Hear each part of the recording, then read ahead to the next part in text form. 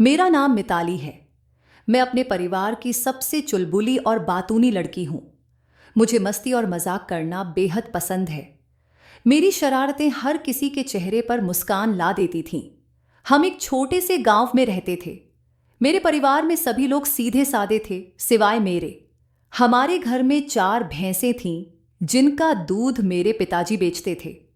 हमारे घर एक औरत हफ्ते भर का दूध लेने आती थी, जिसे हम बड़ी अम्मा कहते थे।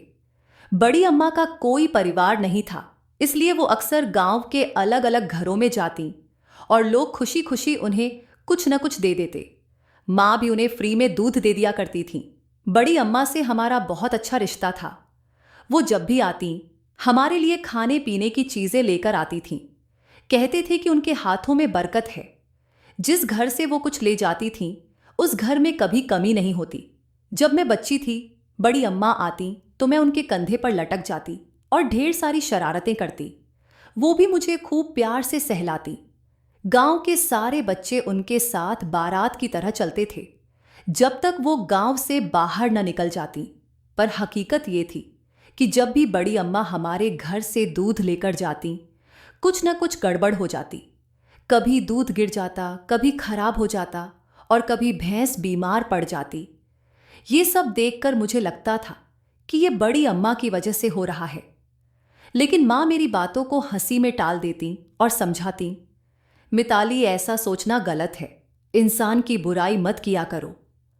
माँ की बातों पर मैं चुप हो जाती, लेकिन दिल में शक बना रहता। समय बीता और मैं 18 साल की हो गई। अब मैंने इन सब बातों पर ध्यान देना छोड़ दिया था, लेकिन अब मुझे बड़ी अम्मा की गंदगी खटकने लगी। वो बहुत गंदे कपड़े पहनती थीं और उनके शरीर से बदबू आती थी। मैंने माँ से कहा कि उन्हें सफाई के लिए समझाएं, पर माँ ने मुझे डांट दिया। मिताली, तुम अपनी सोच हर जगह मत चलाया करो, ये उनका अपना मामला है। एक दिन बड़ी अम्मा अचानक आना बंद हो गईं। 1 हफ्ता बीता, फिर महीना, लेकिन वो नहीं आई। मैं और माँ दोनों परेशान थे। हमें उनकी आदत हो गई थी। माँ ने तो सोचा कि शायद वो अब इस दुनिया में नहीं रही। ये सोचकर मैं भी दुखी हो गई थी। 2 महीने बाद बड़ी अम्मा अचानक हमारे घर आईं। सबने राहत की सांस ली। सब उनसे पूछने लगे, अम्मा, आप इतनी देर कहाँ थीं? हम सब बहुत परेशान हो गए थे। लेकिन बड़ी अम्मा मुस्कुराती रहीं और किसी को जवाब नहीं दिया। फिर वो मेरी तरफ मुड़ी और बोली, बिटिया रानी, मैं तुम्हारे लिए एक बहुत अच्छा रिश्ता लेकर आई हूं। उनकी बात सुनकर मैं चौंक गई और सबकी नजरें उन पर टिक गईं। मैं झट से उनके पास गई और बोली, अम्मा, जल्दी बताइए, मेरे होने वाले वर की तस्वीर कहाँ है? मेरी इस शरारत पर माँ और दादी मुस्कुरा दी। बड़ी अम्मा ने कहा, मिताली की माँ, पास के गांव में मेरी एक बहन रहती है। उसका पति गुजर चुका है और उसकी एक बेटी है। वो लड़की जल्द ही शादी करके अपने ससुराल चली जाएगी। एक जवान बेटा है, पढ़ा लिखा, खूबसूरत और बेहद संस्कारी। मैं उसी बेटे के लिए मिताली का रिश्ता लेकर आई हूं। तुम अपने घर वालों से बात करो, लेकिन ध्यान रहे, जवाब मेरी मर्जी का होना चाहिए। इनकार करने की जरूरत नहीं है। जितना सोचने का समय चाहिए ले लो, पर हां ही करनी होगी। यह सब कहकर बड़ी अम्मा हमारे घर से चली गईं। माँ उनकी बातों को लेकर सोच में पड़ गईं। सच कहूं तो मुझे यह रिश्ता बिल्कुल पसंद नहीं आया था। मैं हमेशा से चाहती थी कि मेरी शादी किसी शहर में हो, लेकिन बड़ी अम्मा तो हमारे पड़ोसी गांव का रिश्ता लेकर आई थी। माँ को सोच में डूबा देख मुझे डर लगने लगा कि कहीं वो मेरी शादी वहीं न तय कर दें। मैंने साफ साफ माँ से कह दिया, मुझे ये रिश्ता पसंद नहीं है, असनन्नी है। बड़ी अम्मा जैसी हैं वैसा ही रिश्ता लाई होंगी, मैं वहां शादी नहीं कर सकती। माँ ने गहरी सांस लेते हुए कहा, मिताली, तुम्हारी मर्जी के बगैर कुछ नहीं होगा। उनकी बात सुनकर मुझे सुकून मिला। शाम को जब पिताजी घर लौटे, माँ ने उन्हें पूरी बात बताई। पिताजी ने केवल सिर हिलाया और चाय पीने लगे। यह देखकर मुझे राहत मिली कि किसी ने इस रिश्ते को गंभीरता से नहीं लिया। लेकिन तभी बड़ी अम्मा अचानक घर आ पहुंची। उनके हाथ में मिठाई का डिब्बा था। आते ही उन्होंने जबरदस्ती मिठाई खिलाई। फिर कुर्सी पर बैठते हुए बोली, देखो तुम्हारी बेटी का नसीब कितना अच्छा है। जिस रिश्ते की बात करके गई थी उसी दिन रितेश की नौकरी में तरक्की हो गई। अब तो हां कर दो, मैं वादा करती हूं मिताली वहां बहुत खुश रहेगी। पिताजी उनकी बातों से कुछ कुछ सहमत दिखने लगे। बड़ी अम्मा ने जोश में कहा, मुझे आज ही जवाब चाहिए, बस जल्दी से हां कर दो, मैं कल लड़के वालों को लेकर आऊंगी। मां ने मेरी तरफ देखते हुए कहा, देखो मिताली खड़ी है, ये हमारे हाथों की पली बढ़ी है, एक बार इससे पूछ लो, अगर ये हां कर दे तो कल ही लड़के वालों से बात कर लेना। पिताजी ने भी सहमति जताते हुए कहा, जो फैसला मिताली लेगी वही मान्य होगा। अब बारी मेरी थी। मैं तो हमेशा बेझिझक अपनी बात कहती थी, लेकिन इस बार पता नहीं क्यों मेरी हिम्मत जवाब दे गई। मेरा मन ना कहने का था, लेकिन मेरे मुंह से हां के की निकल गया। मेरे हां कहते ही बड़ी अम्मा खुश हो गई। उन्होंने मिठाई का डिब्बा फिर से खोला और सबको खिलाते हुए चली गई। घर के सभी लोग बहुत खुश थे। मैं भी खुश दिखने की कोशिश कर रही थी, लेकिन मेरे मन में एक बेचैनी छिपी थी। इसके बाद मेरी शादी की तैयारियां शुरू हो गईं। दादी, माँ और चाची मुझे छेड़ती रहती। घर में हंसी खुशी का माहौल था। पिताजी ने दहेज में देने के लिए बढ़िया फर्नीचर का ऑर्डर दिया। हर सुबह गांव की औरतें हमारे घर काम में मदद करने आती। सब खुश थे, लेकिन रात को जब मैं बिस्तर पर लेटती तो मेरे मन में अजीब से ख्याल आते। मेरा दिल कहता कि मुझे यह शादी नहीं करनी चाहिए थी, पर मैं उस बेचैनी की वजह समझ नहीं पा रही थी। शादी का दिन पास आ गया। बड़ी अम्मा ने मुझे लाल रंग का एक सादा लहंगा दिया। उन्होंने कहा, यह लहंगा मैंने तुम्हारे लिए खास बनवाया है, शादी के दिन इसे ही पहनना। मेरी शादी का लहंगा पहले से तैयार था, लेकिन बड़ी अम्मा की बात मानते हुए मैंने तय किया कि विदाई के समय उनका दिया हुआ लहंगा पहनूंगी। फिर शादी का दिन आ गया। सब कुछ खुशी खुशी हो रहा था। जब मेरे होने वाले पति रितेश ने मेरी मांग में सिंदूर भरा तो मैं खुद को संभाल नहीं पाई। विदाई के समय मैं फूट फूट कर रो पड़ी। माँ, पिताजी और दादी बार बार मुझे संभालने की कोशिश कर रहे थे। मुझे बार बार कहा गया कि मैं इस घर की रौनक हूं। दादी अपने आंसू चुपके से पोंछ रही थीं, लेकिन विदाई के समय मेरी तबीयत खराब हो गई। मैं रोते रोते बेहोश होकर गिर पड़ी। बारात में खलबली मच गई। सब यह सोचने लगे कि दुल्हन को अचानक क्या हो गया। मेरे बेहोश होने से सबसे ज्यादा परेशान बड़ी अम्मा हुई, लेकिन मेरी सास पर इसका कोई असर नहीं हुआ। तुरंत डॉक्टर को बुलाया गया। डॉक्टर ने जांच के बाद कहा, इसने बहुत ज्यादा टेंशन ले रखी है, इसलिए इसकी तबीयत खराब हो गई। मेरी खराब तबीयत की वजह से विदाई को 1 हफ्ते के लिए टाल दिया गया। बड़ी अम्मा ने बहुत जोर दिया कि मैं उसी दिन विदा होकर ससुराल चली जाऊं, लेकिन मेरे घर वालों ने साफ इनकार कर दिया। उस वक्त घर में किसी ने मिठाई तक नहीं खाई थी। जब मैं बेहोश हो गई, मेरी सास और बड़ी अम्मा के बीच अजीब से संकेत चल रहे थे। दोनों एक दूसरे को देखकर सहमी हुई थीं। मेरे घर वालों के फैसले के बाद ससुराल वाले चुपचाप वापस चले गए और मुझे 1 हफ्ते की मोहलत मिल गई। उस 1 हफ्ते में अजीब घटनाएं होने लगीं। बड़ी अम्मा हर रोज हमारे घर आने लगी। कभी मेरी सेहत के लिए फल लेकर आती, तो कभी मेरा मनपसंद खाना बनाकर। लेकिन उनका यह व्यवहार मुझे खटकने लगा। मेरा मन उनसे मिलने या उनकी लाई चीजें खाने का बिल्कुल नहीं करता था। जब बड़ी अम्मा मुझसे मिलने की जिद करती तो मैं उन्हें देखकर अपने कमरे में सोने का बहाना करने लगती। उनका आना जाना और मुझ पर ध्यान देना मुझे परेशान करने लगा। मुझे समझ नहीं आ रहा था कि उनके प्रति अचानक इतनी चिढ़ क्यों हो रही है।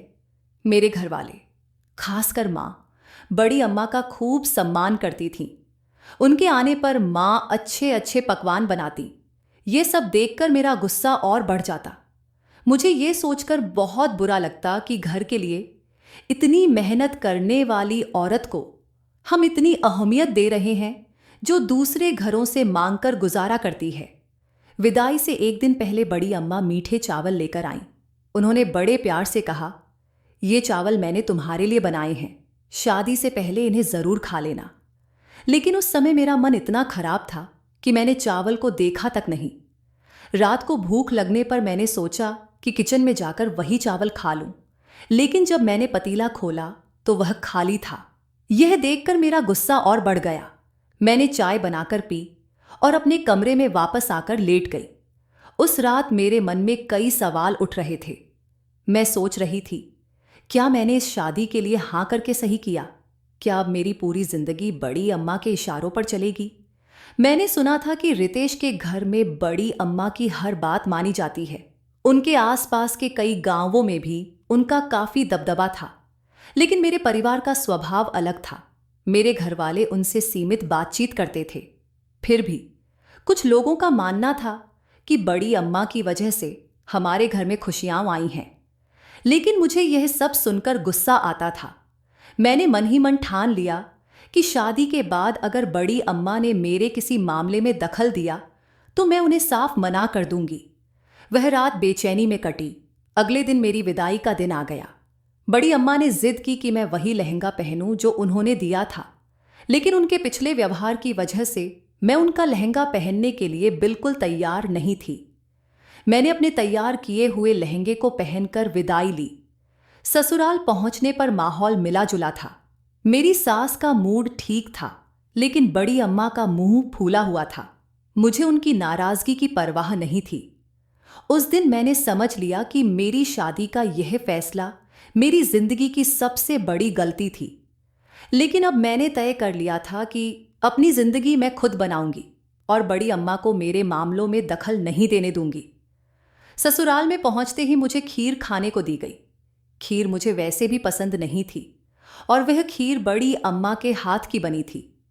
मैंने पोलाइटली मना करते हुए कहा, मैं रात को मीठा नहीं खाती, माफ कीजिएगा। मेरी बात सुनकर बड़ी अम्मा का चेहरा उतर गया, जबकि मेरी सास के चेहरे पर हल्की सी खुशी झलक रही थी।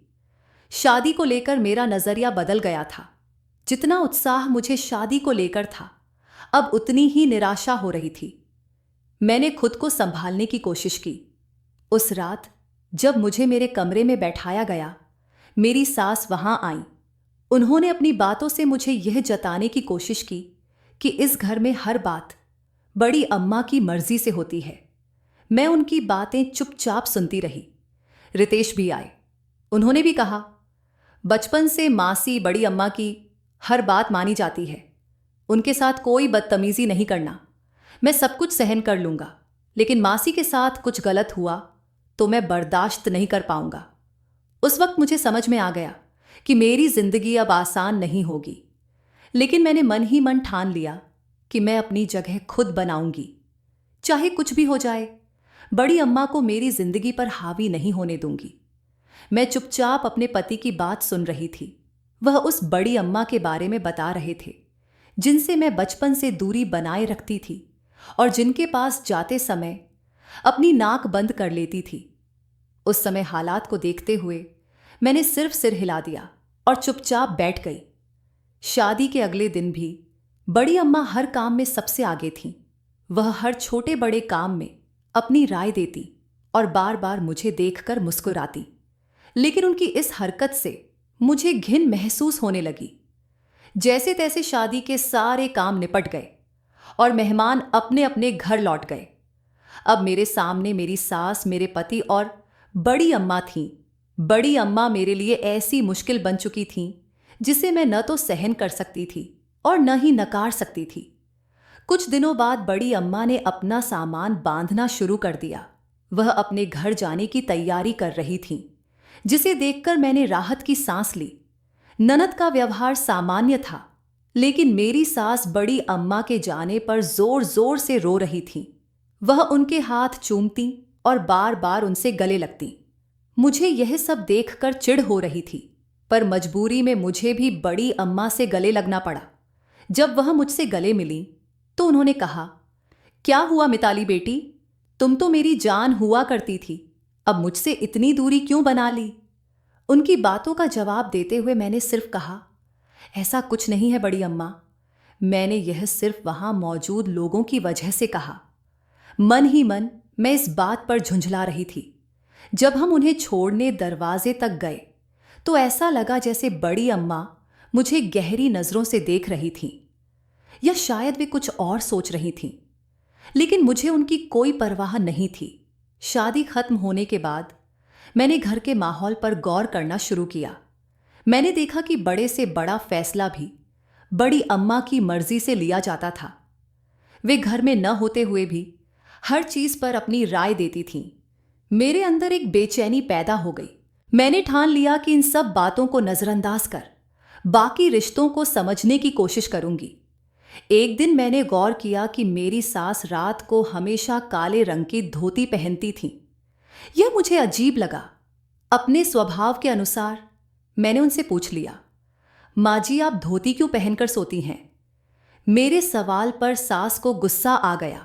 उन्होंने कहा, बहू मेरे काम में बोलने की जरूरत नहीं है, और हां, जब तक मैं अपने कमरे से बाहर न आऊं तुम मेरे कमरे में कदम भी मत रखना। उनकी बात सुनकर मैं चुप हो गई। इसके बाद मैंने अपनी ननद पर ध्यान दिया। वह अपनी मां के साथ कमरे में सोने से डरती थी। सुबह वह डरी सहमी कमरे से बाहर निकलती और रात को देर तक मेरे पास ही पड़ा रहती ताकि कमरे में न जाना पड़े। यह सब देखकर मुझे शक हुआ कि कुछ तो गलत है, लेकिन यह बात मैं अपने पति से भी साझा नहीं कर सकती थी। फिर एक दिन मेरे पति को काम से शहर जाना पड़ा। मैंने मौका देखकर अपनी ननद से कहा, आज रात तुम मेरे कमरे में सो जाना। वह मान गई। जब वह सो गई तो मैं चुपचाप उसकी जगह अपनी सास के कमरे में चली गई और सोने का नाटक करने लगी। लेकिन मुझे पता नहीं चला कि कब मैं गहरी नींद में चली गई। सुबह जब मैं उठी तो मैंने देखा कि मेरी सास ठंड में फर्श पर बैठी थीं। उनके पास मेरा शादी वाला लहंगा पड़ा था जिसमें कई जगह छेद हो चुके थे। यह देखकर मेरे होश उड़ गए। अचानक सास ने अपनी लाल आंखें खोलीं और कहा, मैंने मना किया था ना मेरे कमरे में मत आना, फिर क्यों आई? उनकी खतरनाक आवाज और मुंह से आती बदबू ने मुझे और डरा दिया। मैंने घबराकर कहा, मां मुझे माफ कर दीजिए, मैं अब कभी आपके कमरे में नहीं आऊंगी। इतने में दरवाजा खुला और मेरे पति अंदर आ गए। उन्हें देखते ही मैं बेहोश हो गई। जब मुझे होश आया तो मेरे पास मेरी ननद और पति बैठे थे। मैंने रितेश से कहा, आपको मेरी कसम है, सच सच बताइए कि यह सब क्या है?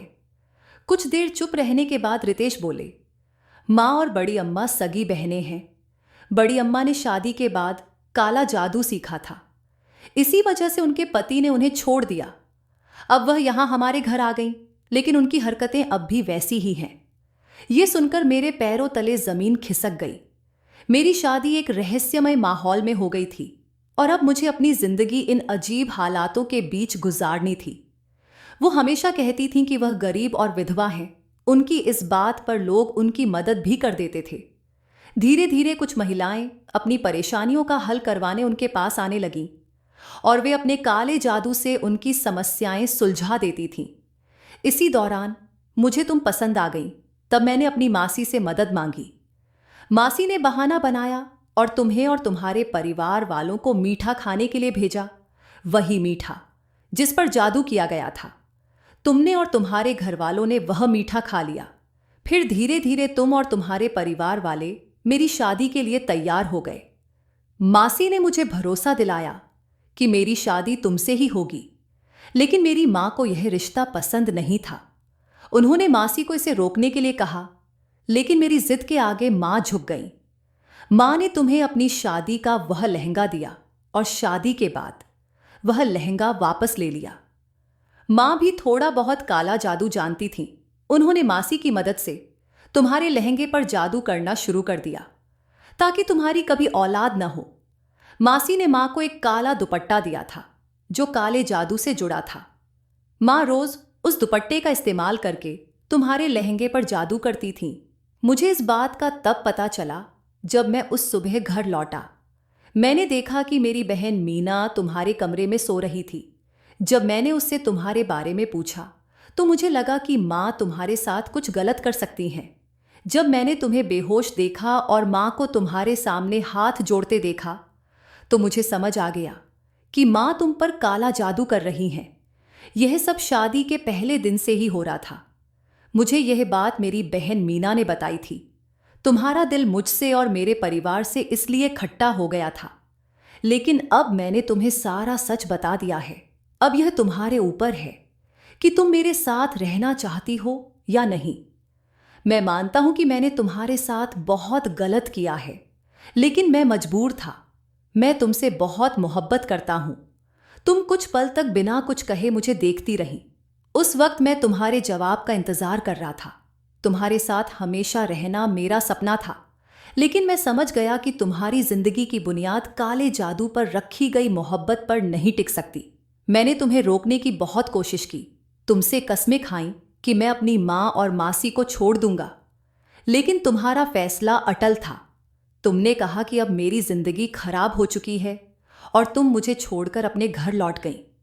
जाते समय तुमने मीना से कहा, क्या तुम इस दलदल में रहना चाहती हो? अगर नहीं तो मेरे साथ चल सकती हो। मेरी कोई छोटी बहन नहीं है, लेकिन मैं तुम्हारा बहनों की तरह ख्याल रखूंगी। तुम पहले ही पुलिस को फोन कर चुकी थीं और बड़ी अम्मा की सारी जानकारी उन्हें दे चुकी थीं। तुम नहीं चाहती थीं कि बड़ी अम्मा वापस आकर कोई हंगामा करे। मीना तुम्हारे साथ तुम्हारे घर आ गई और बाद में मेरी और तुम्हारी तलाक भी हो गई। तुम्हारे परिवार ने मीना के लिए एक अच्छा लड़का ढूंढा और उसकी शादी कर दी। अब मीना अपनी जिंदगी में बहुत खुश है और तुम भी अपने भविष्य को लेकर आशान्वित हो। दोस्तों, यह मेरी कहानी थी। अगर आपको यह कहानी पसंद आई हो तो इस वीडियो को लाइक करें। चैनल पर नए हैं तो सब्सक्राइब करें और नोटिफिकेशन बेल को जरूर दबाएं ताकि आपको हमारे अगले अपडेट सबसे पहले मिले।